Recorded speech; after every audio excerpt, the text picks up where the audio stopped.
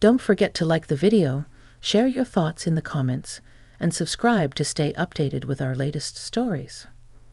I never thought I'd be telling this story.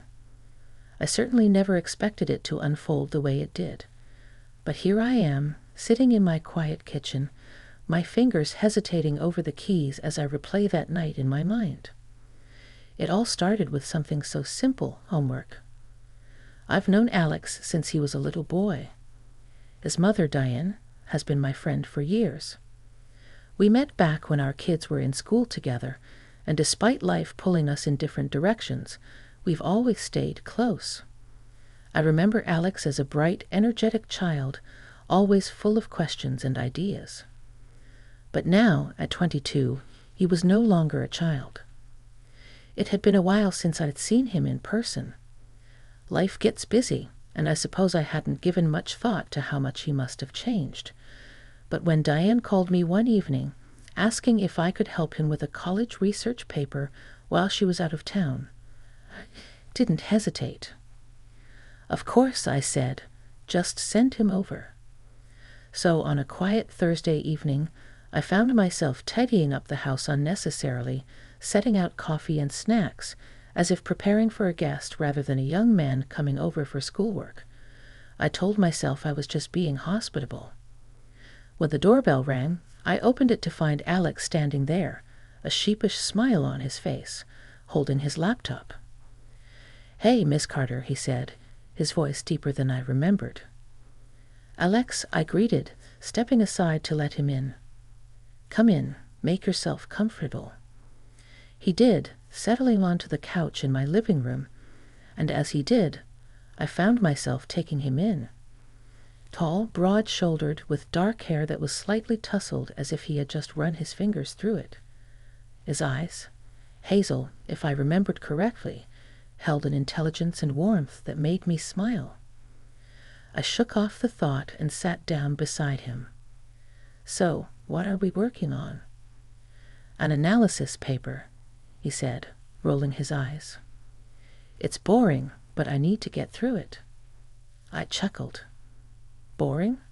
That depends. What's the topic?"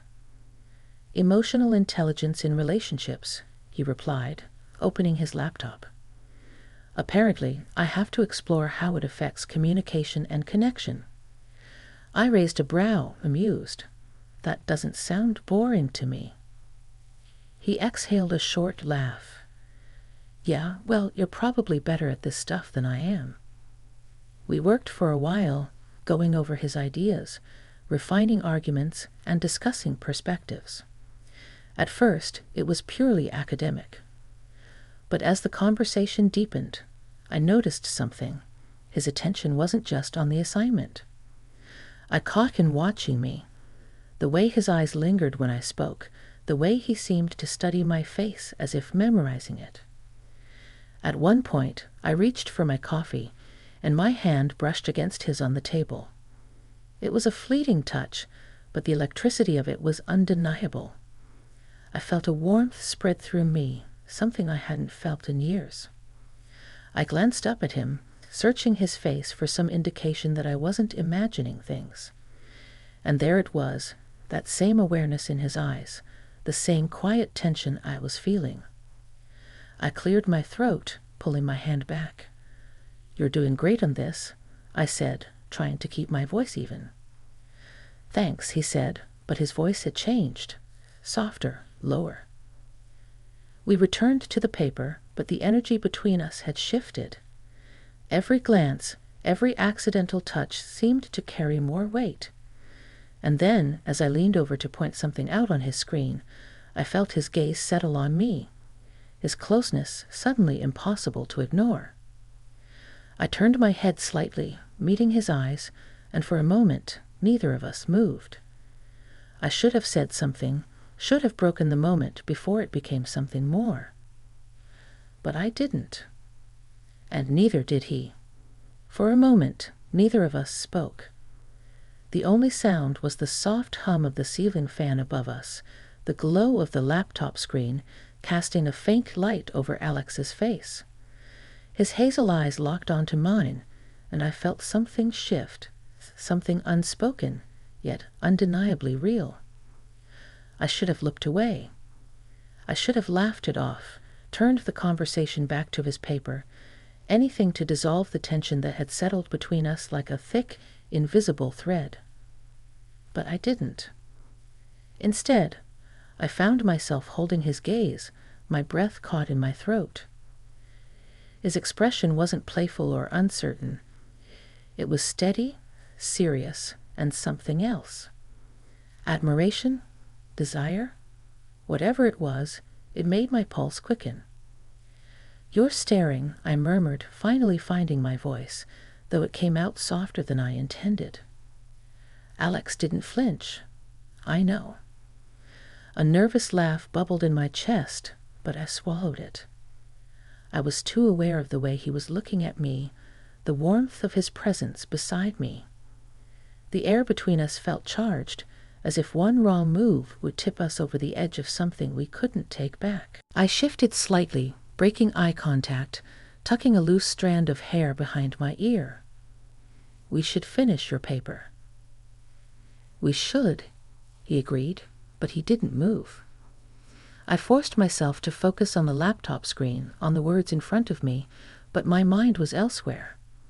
I could feel him still watching me, and that awareness sent a shiver down my spine. Minutes passed, maybe longer. Then, as I reached for my coffee cup, my fingers grazed his hand again. This time, neither of us pulled away. The touch lingered, and when I finally looked back at him, I knew. Something was happening. Alex exhaled softly, as if steadying himself. "Miss Carter." His voice was low, careful. A part of me wanted to stop him, to remind him of the lines we weren't supposed to cross. But another part, the part that had been lonely for longer than I cared to admit, didn't want to move away. "You should call me by my name," I said, barely above a whisper. He hesitated, then, "Emma." Hearing my name in his voice sent an unexpected warmth through me. I should have said something else, steered us back to safer ground. Instead, I let the silence stretch between us, thick with possibilities. Then, without thinking, I stood. "I need some air," I said, more to myself than to him. I walked to the kitchen, placing my hands on the counter, trying to steady my racing heart. What was I doing? I was his mother's friend. I had known him since he was a child. This was dangerous. But when I heard footsteps behind me, when I felt his presence close again, I knew I wasn't the only one feeling this. "You okay?" he asked gently. I turned to face him, arms crossed over my chest, a weak attempt at creating some kind of barrier between us. "This is complicated." Alex studied me for a moment. "I don't think it is." I let out a breathy laugh, shaking my head. "You don't?" He stepped closer, and suddenly I was hyper-aware of everything. His height, the faint scent of his cologne, the warmth radiating from his skin. "You're overthinking it," he said. "I see you, not as my mom's friend, not as some older woman who's helping me with homework. I see you." His words hit something deep inside me. How long had it been since someone looked at me like that? Since someone really saw me? I swallowed hard, my fingers gripping the edge of the counter. "Alex, this can't happen." "Why not?" His question hung between us, heavy, undeniable. I should have had an answer. I should have walked away, sent him home, ended whatever this was before it could begin. But instead, I found myself staring into his eyes, drawn in by something I couldn't name. I didn't know what would happen next, but I knew that if I didn't stop this now, I wouldn't want to stop at all. I should have told him to leave. I should have stepped back, put distance between us, and reminded him that this was impossible, that there were too many reasons why we couldn't, why we shouldn't. But I didn't. Instead, I stood there, my heart pounding in my chest, his question still lingering in the air. Why not? I opened my mouth, searching for a response, but nothing came. Because the truth was, I didn't have a real answer. Every excuse I could think of, our age difference, his mother, the sheer impossibility of what was happening, felt flimsy in the face of the way he was looking at me. My voice faltered. I took a deep breath, willing my thoughts to settle. Alex, this isn't. Before I could finish, he took another step closer, his hands resting lightly on the counter on either side of me, not trapping me, but close enough that I could feel the warmth of him. Tell me you don't feel it, he said softly. My breath caught. It doesn't matter if I do. But you do. It wasn't a question. The truth sat between us, undeniable. I turned my head, staring at the dark window above the sink, my reflection barely visible in the glass. What was I doing?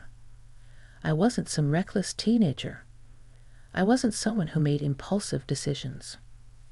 And yet, here I was, standing in my kitchen, my best friend's son looking at me like I was the only thing in the world that mattered. I let out a slow, measured breath. This is crazy. Alex tilted his head, a small smile playing at his lips. Maybe. I looked at him then, really looked at him. The boy I had once known was gone. In his place was a man, confident, self-assured, standing before me without hesitation. He knew what he wanted. And in that moment, I invited him, because I wasn't sure if I had the strength to walk away. A silence stretched between us, thick and charged. I could feel my pulse in my throat, could hear the faint ticking of the clock on the wall. The air felt too warm, my skin too sensitive. Then, without thinking, I reached up, brushing my fingers lightly against his jaw. A simple touch, barely there, but the way his breath hitched told me he felt it too. "This is dangerous," I whispered. "I don't care." I swallowed hard.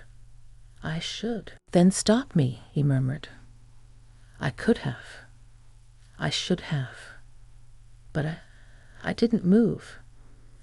And in that moment I knew I had already made my choice. I should have stepped away. I should have told him to go, to forget this ever happened.